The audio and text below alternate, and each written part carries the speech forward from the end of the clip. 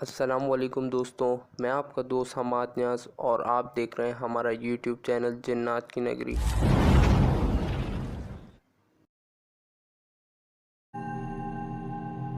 آج جو واقعہ میں آپ سے شیئر کر رہا ہوں یہ واقعہ حقیقت پر مبنی ہے۔ میرے دوست بتاتے ہیں کہ بچپن سے ہی مجھے صحرا دیکھنے کا بہت شوق تھا، کیونکہ مجھے وہاں کے لوگوں کی سادی زندگی، گھاس پھوس سے بنے گھر اور جھوپڑیاں مجھے بہت پسند تھیں۔ آج سے کچھ سال پہلے میں نے اپنے دوستوں کو تھرپارکر کی سیر کرنے کے لیے رضامند کیا۔ ہم سب نے گھر والوں سے اجازت لی اور اگلے دن سفر کے لیے روانہ ہوئے۔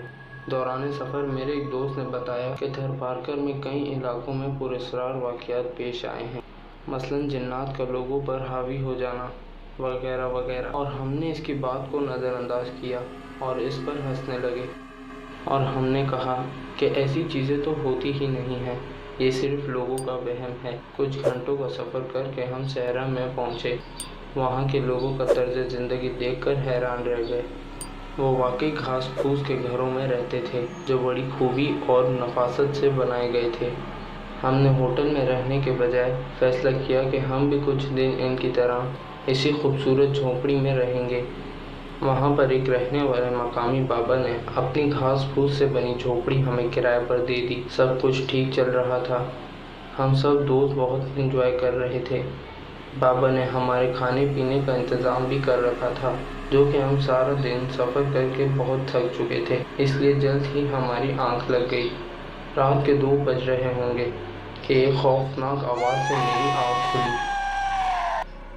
جب میں نے اپنے دوستوں کو جگا کر اس آواز کے بارے میں بتایا تو وہ کہنے لگے ہمیں تو کوئی ایسی آواز نہیں آئی، بلکہ وہ میرا مذاق اڑانے لگے۔ ابھی ہم یہ بات کر ہی رہے تھے کہ اچانک ساری جھونپڑی کی چھت لرزنے لگی، جیسے کوئی ہلا رہا ہو۔ ہم نے گھبرا کر درود شریف اور آیت الکرسی کا ورد شروع کر دیا۔ اللہ اللہ کر کے اس لرزش میں کمی آئی اور ساری رات ہم نے جاگ کر گزاری۔ صبح بابا جی سے پوچھا کہ کیا کوئی زلزلہ آیا تھا؟ انہوں نے کہا نہیں، ایسی تو کوئی بات نہیں۔ بابا جی نے کہا کہ لیکن میں نے بھی اس جھونپڑی میں ایسا محسوس کیا ہے جیسے کوئی اس جھونپڑی کی چھت کو ہلا رہا ہو۔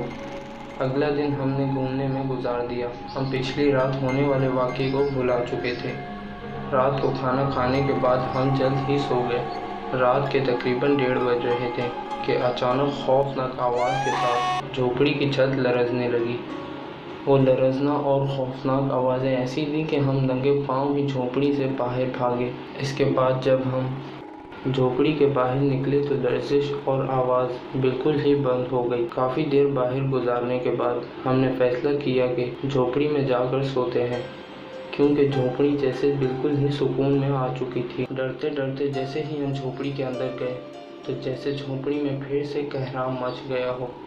وہ بھیانک آوازیں اور لرزتی چھت، جیسے کہ کوئی ہمیں جھونپڑی سے باہر نکالنا چاہتا ہو۔ اس دن رات کو ہم ڈر کر اس بابا جی کے پاس گئے جس نے ہمیں جھونپڑی کرائے پر دی تھی، کیونکہ اب اس جھونپڑی میں رات گزارنا موت کو آواز دینے کے برابر تھا۔ بابا جی کو ہم نے ساری باتیں سنائی اور بابا جی نے کہا آج رات تم لوگ میری جھونپڑی میں رہو۔ بابا جی نے کہا کہ کل ہم ایک عالم کے پاس جائیں گے تاکہ آپ لوگوں کا سامان جھونپڑی سے باہر نکال سکیں۔ اللہ اللہ کر کے وہ رات بابا جی کی جھونپڑی میں گزاری۔ اگلی صبح ہم اپنی جھونپڑی میں عامل کے ساتھ پہنچے۔ عامل بابا کی نصیحت پر ہم سب جھونپڑی کے باہر ہی ٹھہر گئے اور وہ اکیلے ہی اندر گئے۔ جھونپڑی کے اندر جا کر جیسے ہی انہوں نے کلام پاک پڑھا، جھونپڑی کی چھت زور زور سے لرزنے لگی۔ تھوڑی ہی دیر بعد جیسے ہی عامل بابا جھونپڑی سے باہر آئے، جھونپڑی کے مالک کو بتانے لگے کہ جھونپڑی کی گھاس پھوس جس جگہ سے تم لے کر آئے ہو وہ اصل میں جنات کی جگہ تھی۔ وہاں پر جنات کا گھر تھا، تم نے وہاں سے گھاس کاٹ کر جنات کے گھروں کو نقصان پہنچایا ہے۔ یہ بات انہیں ناگوار گزری ہے جو کہ تم نے ان کا گھر برباد کیا ہے، تو وہ بھی اس جھونپڑی میں کسی کو نہیں رہنے دیں گے۔ عامل بابا نے کہا کہ بہتر ہے کہ یا تو تم اس جھونپڑی کو بالکل ہی خالی کر دو یا تو اس جھونپڑی کو آگ لگا دو۔ وہ بوڑھا شخص تو عامل بابا کی بات سن کر بہت ڈر چکا تھا۔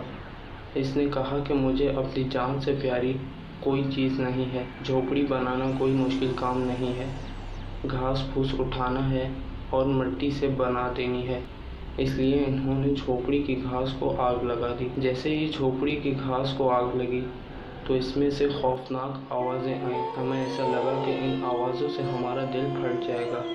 یہ واقعہ ہماری زندگی کا بہت خوفناک واقعہ تھا اور ہم نے وہاں اور ٹھہرنے کا فیصلہ ترک کر دیا اور گھر واپس جانے میں ہی اپنی عافیت سمجھی۔ اور اسی واقعے کے بعد ہم دوستوں نے پھر کبھی تھر پار کر جانے کا نہیں سوچا، اور یہ واقعہ ہم دوستوں کی زندگی کا خوفناک واقعہ تھا۔ میں آپ کے ساتھ اسی طرح کے حقیقت پر مبنی واقعات شیئر کروں گا، اور اگر ہماری یہ ویڈیو آپ کو اچھی لگی تو آپ ہمارے چینل کو لائک سبسکرائب ضرور کر دیں اور اپنے فرینڈ فیملی ممبرز کے ساتھ اسے شیئر کیجیے۔ Thank you for watching. اللہ حافظ۔